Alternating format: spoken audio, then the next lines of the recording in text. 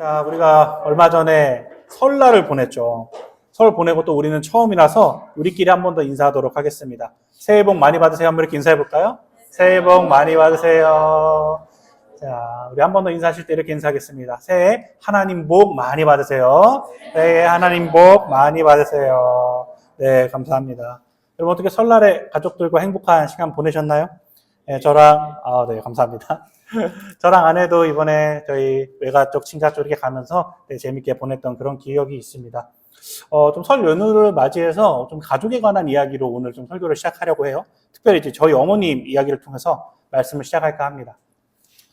저희 어머니 아마 저번 나눔 때 한번 말씀드렸던 것 같은데, 저희 어머니는 저희가 아내랑 결혼하고 나서부터 교회를 다니기 시작했어요. 그럼 교회를 열심히 다니면 교회에서 뭘 권유하죠?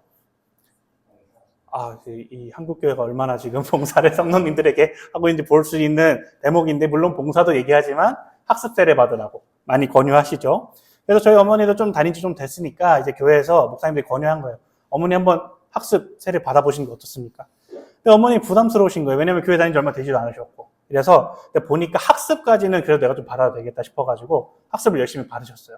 학습을 받고 나서 그 다음에 또 몇 개월 지나면 세례를 받으라고 하시죠. 그래서 또 이제 목사님 또 와가지고 어머니 세례를 받으시는 거 어떻습니까? 근데 목사님 하도 이제 또 얘기하시니까 좀 이게 마다 못해서 좀 세례 교육을 시작하셨어요. 근데 이 세례 교육을 받는데 이게 아무리 봐도 자기가 이 세례 받을 깜냥이 아닌 것 같다라는 생각을 하신 거예요. 왜냐면 교회 다닌 지 오래되지도 않으셨고, 그리고 난 너무 막 못된 일도 많이 하는 것 같고, 뭔가 또 장사를 하시거든요. 너무 바빠서 교회 섬김이나 이런 것도 많이 못 하세요. 근데 이런 거는 나는 받으면 안 될 것 같다 싶어가지고 이제 목사님한테 가서 이렇게 얘기를 했습니다. 세례 교육 중간에, 목사님, 저는 세례 받으면 안 될 것 같아요.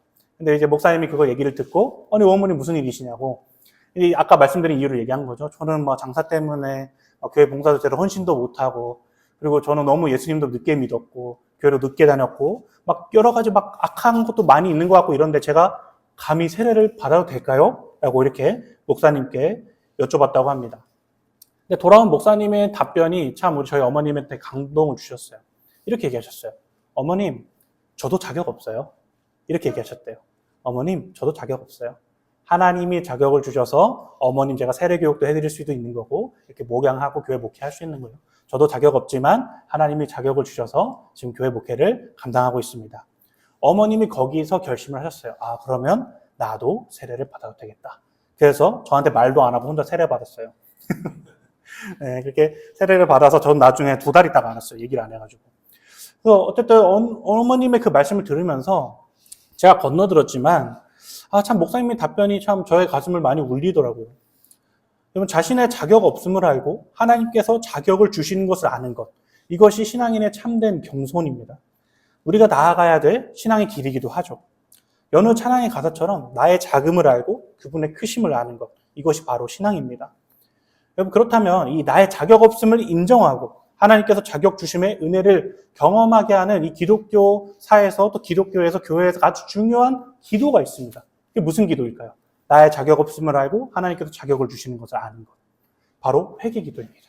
회개기도. 예수님께서 이런 말씀하셨어요. 마가복음 1장 15절 말씀인데 한번 같이 읽어보겠습니다.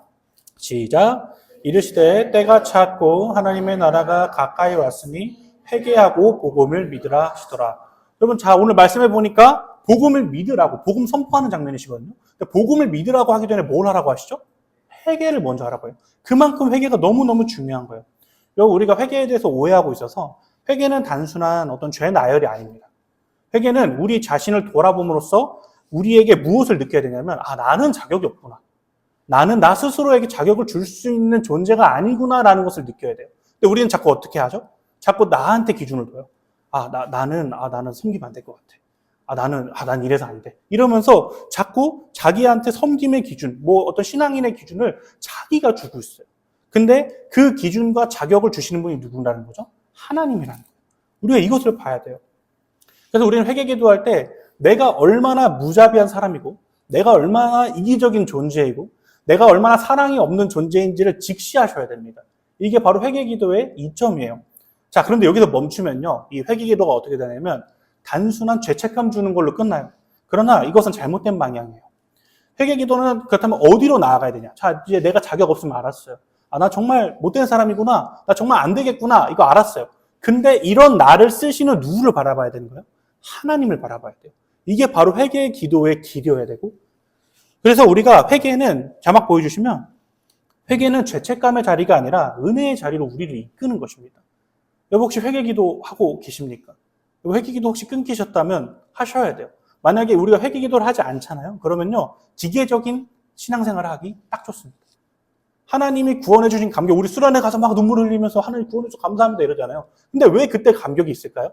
내가 죄인인 걸 알아서 그래요. 근데 그 뒤로 우리에게 감격이 없는 이유는 내가 죄인임을 인정하지 않기 때문에 감격이 없는 것입니다.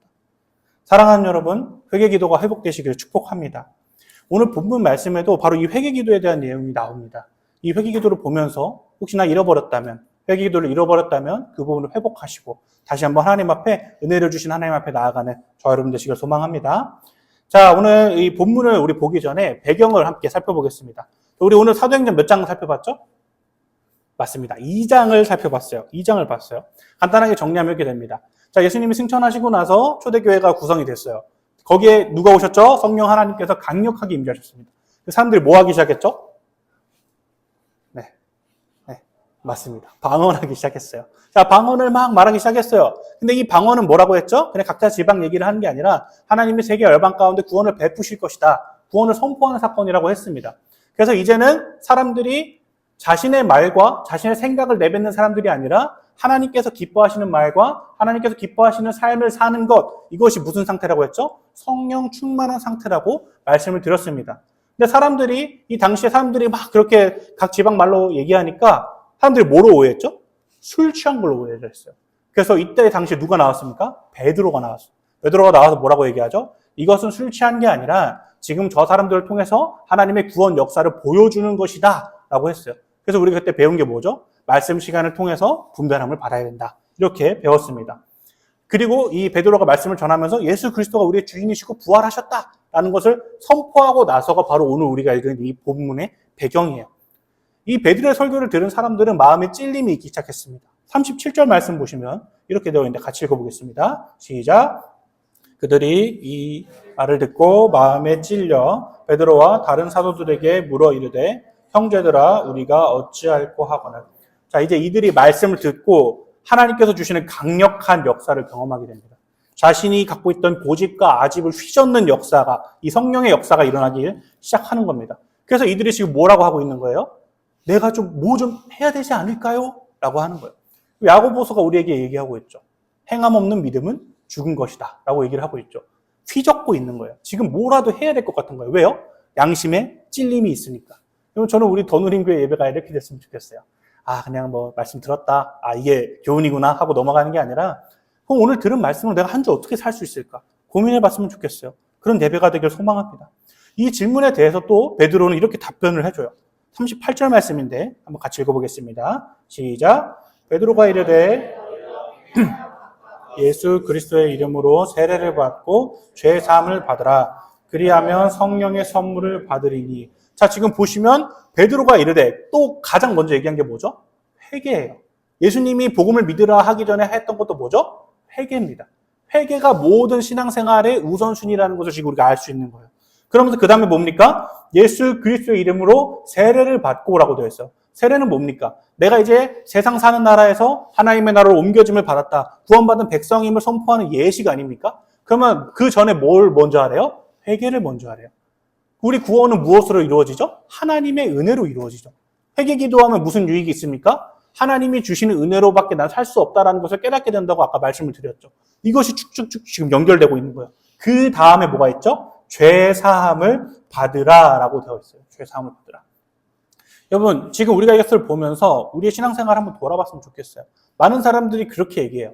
아니, 그냥 죽기 전에 예수 믿어가지고 그냥 그때만 뭐 이렇게 해서 가면 되지 않나? 천국 가면 되지 않나? 이것은 굉장히 결과 중심적인 신앙이에요. 우리가 진짜 하나님 앞에 죄인임을 인정하면요, 지금 당장이라도 구원받고 싶어요. 우리가 지금 하나님 앞에 너무나 큰, 너무나 하나님 앞에 갑이 설 수 없는 죄인 중에 괴수라면 당장 하나님 앞에 서고 싶어요. 근데 교회를 다니는 크리스천들조차도 이런 의식이 없어요. 내가 죄인이다라는 의식이 없어요. 그냥 편하게 교회 다니고 싶어요. 그러나 오늘 베드로가 그리고 예수님이 하신 말씀에 계속 앞에 뭐가 있습니까? 회개가 있어요. 회개. 그래서 여러분 회개 없는 신앙생활은요. 감격이 없어요. 그냥 뜨뜻미지근합니다. 그냥 해야 돼서 하는 신앙생활 이어가는 거예요. 사랑하는 성도 여러분, 우리는 아무 조건 없이 사랑받는 하나님의 자녀들입니다. 그런데 우리가 이 사랑받는, 아무 조건 없이 사랑받는 것을 알기 위해서는 계속 뭐가 필요하다고 그러고요? 회개. 회개가 너무 필요해요. 이런 사람조차 용서하신 하나님의 사랑, 이런 사람조차 쓰시는 하나님의 은혜, 우리가 이것을 기억할 때 우리는 감사와 감격이 넘치는 신앙생활을 하게 되는 것입니다. 자, 우리가 지금까지 회개가 무엇인지, 회개를 왜 해야 되는지를 좀 살펴봤죠. 근데 오늘 본문엔 놀랍게도요, 그것만 알려줘도 너무 감사할 텐데, 회개하는 사람들에게 일어나는 현상들까지 우리에게 보여주고 있어요. 그러면 우리가 이것을 보면서 어떻게 할 수 있을까요? 나에게 지금 저런 현상이 일어나고 있나? 여러분 좀 보시면 좋을 것 같습니다. 자, 회개하는 사람에게 일어나는 세 가지 현상, 오늘 본문을 통해서 볼 수 있는데, 첫 번째는 뭐냐면, 겸손해져요. 겸손해져요. 가르치고 교제하고 기도하는 것에 힘쓰게 됩니다. 이게 바로 겸손해짐의 그런 모습이거든요. 42절 말씀 보면서 천천히 한번 살펴보겠습니다. 42절입니다. 시작. 그들이 사도의 가르침을 받아 떡을 떼며 오로지 기도하기를 힘쓰니라. 자, 여러분 여기에 보면 가르침을 받아 라고 되어 있죠. 여러분 여기서 가르침을 받는다. 여러분 왜 가르침을 받을까요? 우리는 나는 배움이 필요한 사람이라고 생각하기 때문에 가르침을 받는 겁니다. 자, 우리가 이것을 알기 위해서는 좀 당시의 그런 배경을 알 필요가 있는데, 이 당시의 배경 중에서 대부분의 사람이 누구였냐면 유대인들이었어요. 여러분, 근데 제가 요즘에 이 유대인들 관련된 책을 읽고 있거든요. 유대인의 생애라든가 초대 기독교 교회라든가 막 이런 거 읽고 있는데, 유대인들이 지금 세계 곳곳에서 막 인정받고 있잖아요. 사람 되게 적은데 막 주요 인물들 아닙니까? 근데 그럴만해요. 교육하는 거 보면 와, 진짜 어릴 때부터 교육을 너무 많이 시켜서 얘는 훌륭한 사람이 안 되면 이상할 정도로 교육을 진짜 많이 시킵니다. 여러분, 근데 이런 사람들이 지금 뭐 한대요? 가르침을 받는데요. 그러니까 가르침을 받는다는 건 뭐냐면 내가 아는 게 없어서 가르침을 받는 게 아니라 아는 게 많아도 내가 배울 게 있다고 생각하면 가르침을 받는 거예요. 여러분, 한번 생각해 봅시다. 오늘날 기독교 이렇게 많고 교회 많지만 당시에 예수님을 믿는 이 기독교는 신흥 종교였어요. 굉장히 규모가 작았습니다. 다른 종교들에 비해서. 근데 이 사람들이 감동을 받으니까 이 조그만 종교의 가르침이라도 예수의 가르침이라도 받겠다고 지금 나서는 거예요. 왜요? 회개하니까 겸손해지잖아요. 그러니까 내가 조금 더 배워야겠다라고 그 위치로 가게 되는 거예요. 이 부분을 우리가 보면서 자, 우리가 이제 오래되면서 저희 교회 이름이 더 누림 교회죠. 말씀을 함께 많이 누리자라는 겁니다. 앞으로 성경 공부 좀 많이 하려고 하고요. 제자 훈련 하려고 합니다. 어떻게 해야 될까요? 하실 수만 있다면 적극적으로 참여하셔서 많이 배우셔야 됩니다. 나는 오래 신앙생활 했는데요. 다 괜찮아요. 내가 조금 더 배우고 싶으면 그냥 하는 겁니다. 하나님 앞에 겸손해짐으로 그런 부분 참여하시면서 믿음의 성장을 이루시는 저와 여러분 되시길 축복합니다. 그리고 두 번째 보시면요. 서로 교제한다고 되어 있어요. 그리고 요즘에 재밌는 게 뭐냐면 요즘에 이런 성도님들이 많아져요. 목사님, 전 예배는 너무 좋거든요. 근데 2부 순서는 안 갈게요. 목사님, 전 예배는 너무 좋아요. 근데 셀 모임이나 마을 모임, 목장 모임 전 이런 건 안 갈게요. 하는 사람들이 있어요. 제가 뭐 교회 다니면서 헌금도 하고 뭐 나름 뭐 섬기는 것도 있는데 뭐 굳이 제가 뭐 그렇게 2부 순서까지 가야 됩니까? 라고 물어보신다면 저는 네! 라고 답할 거예요. 가야 됩니까? 물어보면 저는 네! 라고 얘기할 거예요. 그럼 제가 왜 그렇게 얘기하냐면 우리의 신앙이 성장하려면 여러 가지가 많이 필요하지만 그 중에 정말 중요한 게 뭐냐면 비교군입니다. 비교군. 우리의 아버지이신 하나님은 부모가 자녀의 자람을 기뻐하듯이 우리의 신앙이 계속해서 자라나길 원하세요. 근데 그 자라나는 원리로 누구를 붙여주셨냐면 동역자들을 붙여주셨어요. 그래서 정확히 얘기하면 동역자 비교군이 필요한 거예요. 여러분, 저가 지금 목사로 살고 있는데 가끔 제 친구들을 만납니다. 목사인 친구들도 있고 아직 전도사님인 친구들도 있고 막 만나요. 걔네들 만나면 진짜 대단해요. 얘네들도. 교회를 어떻게 저렇게 사랑할 수 있지? 보면서 저도 배우는 거예요. 야, 저렇게까지 신방을 한다고? 배우는 거예요. 그리고 서로 뭐도 나눌까요? 잘하는 것도 나누지만 못했던 것도 나누는 거예요. 내가 저번에 교회에서 이렇게 해보니까 성도님들 별로 안 좋아하시더라. 하면서 실수했던 부분들도 함께 나누는 거예요. 그러면서 뭐 할 수 있는 거예요? 성장할 수 있는 거예요. 여러분, 이런 목사님들의 교제뿐만 아니라 성도의 교제도 이런 유익이 있습니다. 다른 사람은 관계 어려움에서 어떻게 하죠? 여러분, 다 관계 어려움 사회 속에서 겪지 않습니까? 다른 사람들은 어떻게 하지? 다른 사람은 이 마음의 문제, 우울함의 문제, 이 정말 공허함의 문제 어떻게 해결하고 있지? 아, 저 성도님은 저런 실수를 하셨구나. 아, 나도 조심해야겠다 하면서 서로 배워가는 거예요. 여러분, 그래서 잠언에 보면 이런 말씀이 있어요. 잠언 말씀인데 한번 같이 읽어보겠습니다. 철을 날카롭게 하는 것 같이 사람이 그의 친구의 얼굴을 빛나게 하는. 지금 뭐라고 되어 있죠? 철이 부딪히면서 뭐합니까? 빛이 나죠. 그런 것처럼 우리의 옆에 있는 친구들, 동역자들, 교회 안에 한 가족은 다 뭡니까? 서로를 빛나게 해주는 존재라는 거예요. 그리고 에베소서 4장에는 이런 말씀이 있어요. 한번 같이 읽어보겠습니다. 그에게서 온몸이 각 마디를 통하여 도움을 받음으로 연결되고 결합되어 각 지체의 분량대로 역사하여 그 몸을 자라게 하며 사랑 안에서 스스로 세웁니다. 자, 지금 보니까 중간에 뭐라고 되어 있습니까? 도움을 받음으로 연결된대요. 서로를 도와주면서 연결된대요. 여러분, 그래서 우리에게 필요한 건 뭐냐면요. 우리가 서로 도움받는 존재라는 것을 인식하는 겸손함이 필요한 겁니다. 그리고 이 성도의 교제 속으로 나아가서 서로의 모습을 통해서 배우는 거예요. 직접 얼굴을 대면하고 식사하는 그 자리에서 우리는 배울 게 있는 것입니다. 여러분, 배움과 성장이 있는 성도의 교제 자리로 여러분을 초청합니다. 우리 더누림 교회가 또 그런 성도의 교제를 마음껏 이루어가는 교회 되기를 축복합니다. 그리고 마지막에 뭐라고 되어 있습니까? 겸손함의 마지막 표징이 뭐냐면 기도예요, 기도. 여러분, 우리가 기도를 왜 할까요? 한번 반대로 여러분 질문해 볼까요? 우리는 기도를 왜 안 할까요? 우리는 기도를 왜 안 할까요? 이것을 알기 위해서는 기도의 정의를 알 필요가 있습니다. 기도는 뭐 여러 가지로 정의할 수 있지만 여러분께 오늘 말씀드리고 싶은 건 이거예요. 기도는요, 하나님께 도움을 구하는 자리입니다. 다시 한번요. 기도는 하나님께 도움을 구하는 자리예요. 찬송가 가사 중에 그런 게 있어요. 천부여 의지없어서 주님께 나아갑니다. 근데 어떻게 나아간다고 되어 있냐면 손 들고 나아갑니다라고 되어 있어요. 손을 든다는 건 뭘 뜻합니까? 항복한다는 뜻이에요. 그러니까 하나님의 도움 없으면 저는 못 삽니다라고 고백하는 시간이 언제입니까? 기도의 시간이에요. 그럼 아까 첫 질문으로 돌아와서 기도를 왜 안 할까요? 하나님의 도움이 필요 없기 때문에 안 하는 겁니다. 기도는 그래서 안 하는 거예요. 세상에서 주는 기쁨과 세상에 있는 사람이나 돈이 주는 것들이 다 그것들이 나의 도움이라고 생각하는 거예요. 사람만이 나의 도움이시오. 하나님이 아니라 돈이 나의 도움이시오. 계속해서 관계가 나의 도움이시오를 하면서 하나님의 자리를 다른 것들로 갈아치우고 있어요. 그래서 나에게 도움을 주는 주체가 다른 것이라고 인식하고 있기 때문에 뭐 하는 겁니까? 기도를 안 하는 거예요. 그래서 중독에 걸린 사람들이 다 뭡니까? 그것만 찾는 거예요. 왜 그럴까요? 그게 나의 도움이 되는 것 같으니까. 그게 당장 나의 어떤 심신을 안정시켜 줄 것 같으니까 그것만 찾고 있는 겁니다. 여러분, 그런데 회개를 하면요, 기도하게 돼요. 왜 그럴까요? 회개를 하면 내가 죄인인 걸 알죠. 나의 이기성, 나의 자만성, 나의 교만성을 발견하게 됩니다. 그럼 어떻게 될까요? 기도할 수밖에 없어요. 얼마나 이기적인지 기도를 할 수밖에 없어요. 저도 지난 한 주 돌아보면서 기도했는데요. 뭐 예를 들어 아내한테 뱉은 말이라든가 친구들한테 한 말, 어떤 나의 삶 속에서 하나님을 의지하지 못했던 걸 보면요. 하나님 좀 도와주세요라는 말이 저절로 나와요. 그런 모습들을 보면. 근데 회개 기도를 안 하면 어떻게 됩니까? 기도도 자연스럽게 멀어지게 되고 그리고 우리가 잘하는 기도만 하는 거죠. 필요할 때만 찾는 기도를 하게 되는 거예요. 뭔가 앞에 취업이라는 큰 벽이 느껴질 때, 입학이라는 큰 벽이 있을 때만 기도하게 되는 거예요. 왜 그럴까요? 그때는 도움이 필요하니까. 근데 평소의 삶에서는 회개 기도가 없으면 우리는 기도하지 않게 된다라는 것입니다. 하나님 도움 없이는 한순간도 살 수 없음을 인정하면서 회개 기도로 또 기도의 자리로 나아가는 저와 여러분 되시길 소망합니다. 자, 우리가 이 겸손해짐, 우리가 회개하는 사람에게 일어나는 현상 첫 번째 겸손해짐을 봤는데 두 번째는 뭐냐면요. 자기 소유권을 내려놓게 됩니다. 이 정말 중요한데요. 우리 44절 말씀 보면서 함께 좀 살펴보기 원합니다. 44절입니다.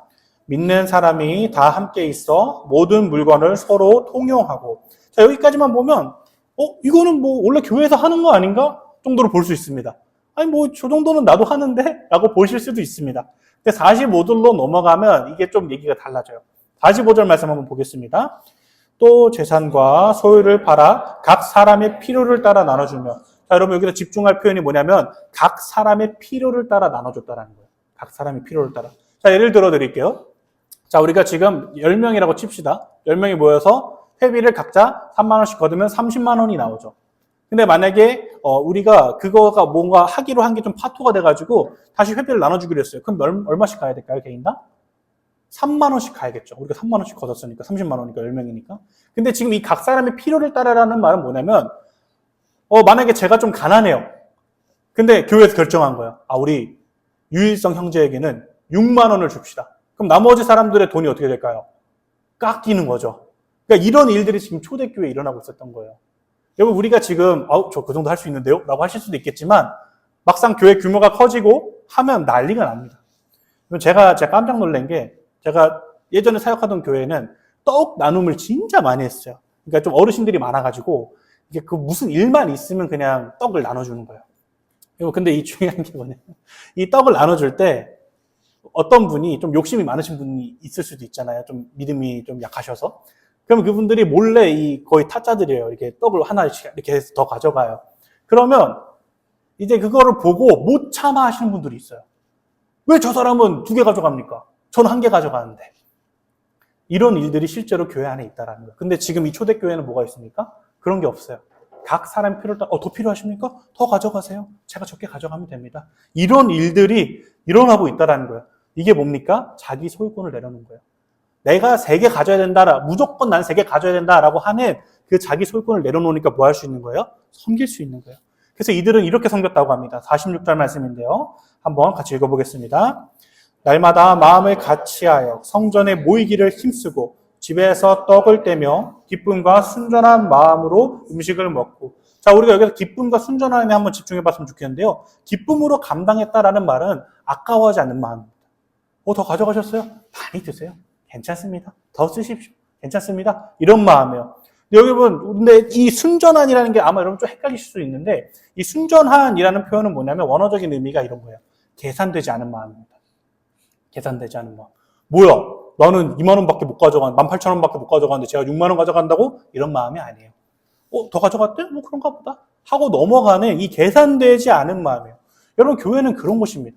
교회는 헌금을 얼마 했으니까 너 이만큼 대접해 줄게. 너 헌금 안 했어? 그러면 너 이거 좀 덜 가져가. 이런 데가 교회가 아니에요. 내가 더 많이 섬겼는데 하면서 우쭐대는 것이 교회가 아닙니다. 오히려 더 섬겼기에 더 베풀 수 있는 것이 어딥니까? 교회예요. 그렇게 우쭐대지 않는 공동체가 어딥니까? 교회예요.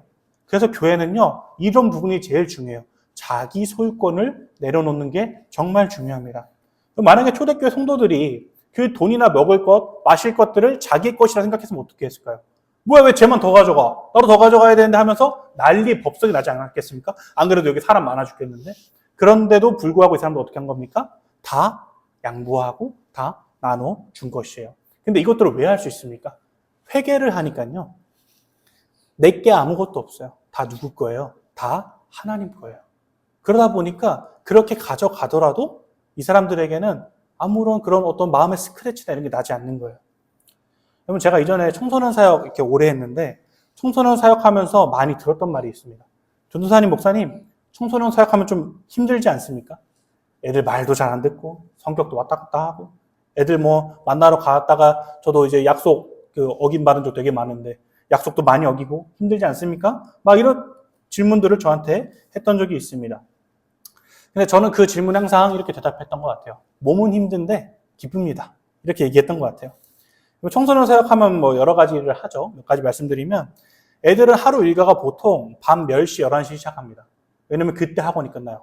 낮에 학교 갔다가 잠깐 저녁 먹었다가 바로 학원 가는 거예요. 그러면 10시, 11시에 끝나요. 장결자 애들 있으면 여러분 노원구 가시면 중계 은행 사거리라고 학원들이 엄청 몰려있는 곳이 있어요. 거기 가서 대기하고 있는 거예요. 애 나올 때까지. 기다리고 있다가 KFC 뭐 햄버거 하나 사주고 뭐 아니면 여기 편의점 가서 라면 사주고 그리고 이제 집에 데려다 주고 막 이런 것도 하고 그리고 애들 등교할 때 가가지고 간식 같은 간식 꾸러미 좀 주면서 오늘 학교 잘 다니라고 기도 한 번씩 해주고 이런 것도 하고 또 중요한 건 제일 힘든 게 뭐냐면 애들이 새벽에 전화를 해요. 애들이 새벽에 공부하다가 새벽 되면 새벽 감성이 젖지 않습니까? 막 힘들고 막 이러면 전화를 합니다. 전화해서 물어봐요. 목사님 주무세요? 그러면 자죠, 그 시간에. 새벽 1시인데. 당연히 자죠. 근데 그 애들이 그렇게 전화하니까 또 감사한 마음으로 또 받고도 해요. 또 애들 중에는 자주 만나야 되는 친구들이 있어요. 아무래도 좀 마음이 좀 자주 어려운 시기다 보니까 그런 아이들도 있고 가정 환경이 어려운 친구들은 자주 만나야 됩니다. 근데 아무래도 교회에서 이제 제공해 주시는 신방비는 좀 제한적이죠. 그러다 보니까 물론 이제 못 주시는 교회들도 있어요. 상황이 좀 어려워가지고. 근데 애들 또 만나면 뭐 사주고 싶어요? 맛있는 거 사주고 싶잖아요. 여러분 맛있는 건 어떻죠? 비싸요. 비싸요. 그러니까 교회에서 제공해 주는 신방비로는 턱도 없습니다. 그러니까 제 개인 사비를 써서 더 얹어서 이제 사서 산 경우도 있고 막 그런 경우들이 있었어요. 여러분, 그런데 제가 이런 얘기를 하는 이유는 뭐냐면 정말 감사하게도 청소년 사역 10년 가까이 해오면서 한 번도 아깝다고 생각해 본 적이 없어요. 단 한 번도. 내가 또 이 시간에 얘를 만나러 가야 돼? 나 자야 되는데? 내가 또 이렇게 내 지갑 열어가면서 사역해야 돼? 나도 돈 없는데? 이랬던 적이 한 번도 없어요. 하나님께서 주신 마음이죠. 저뿐만이 아니라 많은 사역자들이 이렇게 하실 거예요. 여러분, 제가 이렇게 사역할 수 있었던 이유는 제 시간과 제 물질이 제 게 아니라는 것을 알았기 때문에 할 수 있었습니다. 만약에 제가 시간과 물질이 제 거라고 생각하고 계산적으로 생각했다면 아마 불평과 불만만 가득했고 나 좀 편한 데 가서 사역하고 싶다 막 이런 생각했을 거예요. 근데 한 번도 그런 적이 없어요. 하나님이 주신 마음이라고 저는 생각합니다. 그래서 사례비 처음에 30만 원 받으면서 시작할 때도 전혀 아깝지 않았습니다. 애들이 저 얼마 받는지 모르잖아요. 그러니까 맨날 치킨 사달라 그러고 맨날 그래요. 그래도 근데 사주는 거예요. 하나님께서 다 책임져 왔어요. 여러분, 이 기쁨이 근데 누구에게 주어지냐면 회개하는 자들에게 주어집니다.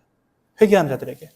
여러분, 저는요 사역은커녕 주님을 따를 자격조차 없는 사람이에요. 회개 기도를 해보면. 근데 하나님께서 주신 것들로 하나님께서 자격을 주셔서 하나님이 보내신 영혼들을 위해서 사역할 수 있어요. 기쁘지 않을 수가 없는 거예요. 기쁜 거예요. 사랑하는 여러분, 꼭 회개하시길 바랍니다. 회개하셔서 자기 소유권을 내려놓는 기쁨이 우리 모두 가운데 있기를 소망합니다. 그렇게 되어서 여러분의 것들을, 하나님께서 허락하신 것들을 하나님께 아낌없이 은혜로 올려드리는 저 여러분 되시길 축복합니다. 자, 회개하는 사람에게 일어나게 세 번째 현상, 마지막 현상인데요. 전도의 문이 열립니다. 이건 엄청난 일이에요. 전도의 문이 열려요. 47절 말씀인데 한번 같이 읽어보겠습니다. 하나님을 찬미하며 또 온 백성에게 칭송을 받으니 주께서 구원받는 사람을 날마다 더하게 하시니라. 여러분, 이 겸손의 사람들은 회개함으로 섬기고 사랑해서 온 백성 무리에게 다 칭송을 받기 시작합니다. 자, 이 사람들에게 무슨 일이 일어났죠? 앞에 두 가지. 겸손해지고 자기 소유권을 내려놓는 것들이 일어났죠. 그러다 보니까 자연스럽게 어떻게 됩니까? 이웃들을 섬기게 되는데, 근데 그것보다도 더 중요한 게 뭐냐면 사람들이 이 사람들의 모습 속에서 누구를 보냐면 하나님을 보는 거예요. 하나님을 보는 거예요. 겸손해진 모습을 통해서, 그리고 누구에게 아낌없이 주는 모습을 통해서 우리가 누구를 닮았다, 누구의 형상을 닮았다라는 걸 보여주는 거예요. 하나님의 형상을 닮았다라는 것을 보여주는 것입니다. 여러분, 사람들이 프로그램에 반응하는 것 같습니다. 여러분, 사람들이 교회의 크기에 반응하는 것 같습니다. 네, 물론 영향이 있습니다. 그러나 궁극적으로 사람들이 반응하는 것은 뭐냐면 이 교회가 하나님을 의지하는가, 이 교회가 하나님을 얼마나 닮았는가, 그 부분에 사람들은 궁극적으로 반응하게 돼 있어요. 그래서 전도서 말씀에서는 이렇게 얘기합니다. 한번 같이 읽어보겠습니다. 또 사람들에게 영혼을 사모하는 마음을 주셨느니라. 자, 영원하신 분이 누굽니까? 하나님이시죠. 그럼 사람들은 뭐에 반응하는 거예요? 하나님을 닮은 것들에 반응하기 시작하는 거예요. 여러분, 우리는 그러면 어떻게 나아가야 됩니까? 우리 교회는 어떻게 나아가야 될까요? 하나님을 닮아가는 방향으로 나아가면서요. 근데 그 방향으로 나아가기 위해서는 뭐가 필수입니까? 회개기도. 회개기도를 하는 거예요. 그럼 자연스럽게 겸손해지고요. 자연스럽게 자기 소유권을 내려놓으면서, 여러분, 예수님이 이 땅에 오셔서 무엇을 버리시면서까지 우리를 사랑하셨습니까? 생명, 목숨을 버리시면서까지 사랑하셨잖아요. 그 모습을 점점 닮아가기 시작하는 겁니다. 여러분, 우리가 막 진짜 1년 계획 무슨 이렇게 엑셀 빨고 기짜고 뭐가 화려해가지고 해서 사람들이 오는 게 아니라 우리의 모습 속에서 서로 섬기고 사랑할 때, 우리의 모습 속에서 더 섬기고 우리의 모습 속에서 더 서로를 안아줄 때 그런 일들이 일어나는 거예요. 제가 얼마 전에 올포원이라는 그 TV 프로그램, 기독교 TV 프로그램을 봤어요.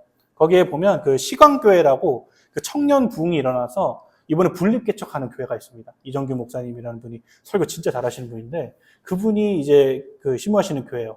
그분이 나와서 어떻게 좀 부흥된 것 같습니까? 라는 질문에 이분이 이런 얘기를 하셨어요.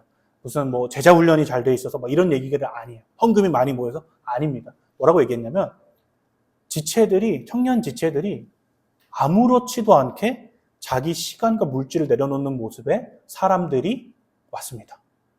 라고 얘기를 했어요. 다른 게 아니에요. 이 교회는 정말 양육훈련 프로그램 잘 돼 있네요.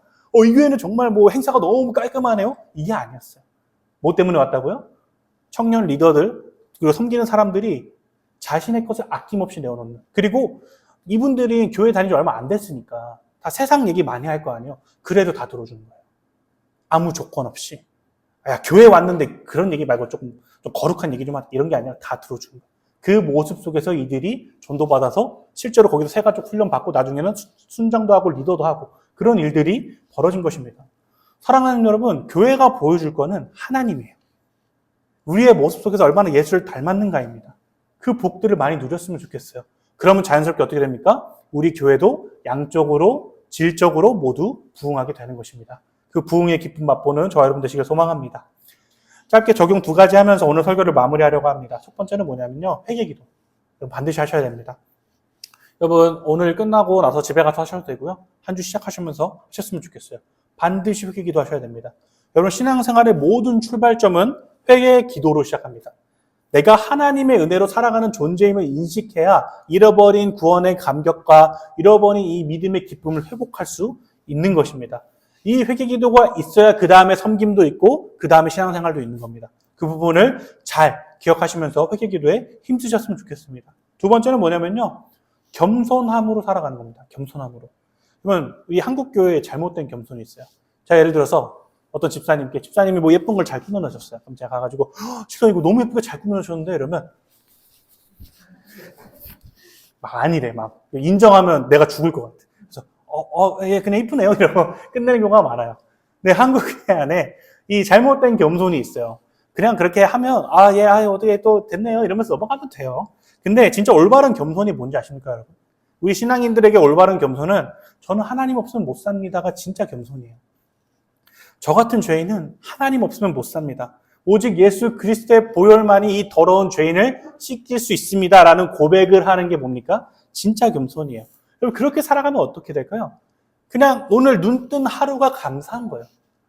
내가 오늘 또 주의 자녀로 살 수 있구나.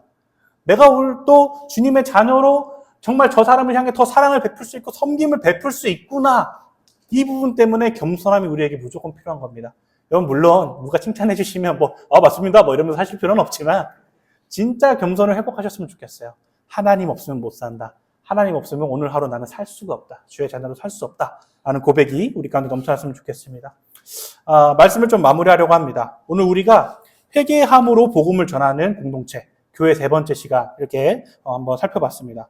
여러분 이 땅의 모든 교회와 성도에게 주어진 사명이 있습니다. 그게 뭘까요? 복음 전도예요. 복음 전도. 근데 이 복음을 전한다라는 것은 뭘 전하는 겁니까? 내가 하나님께 구원받은 백성임을 전하는 것이죠. 그럼 그 앞에 뭐가 있어야 될까요? 회개가 있어야 돼요. 내가 죄인이라는 사실을 인정하는 회개 기도가 있어야 됩니다. 그리고 이 정말 답없는 죄인을 쓰시는 하나님을 어떻게 하는 거예요? 보여주는 거예요. 이것이 전도예요.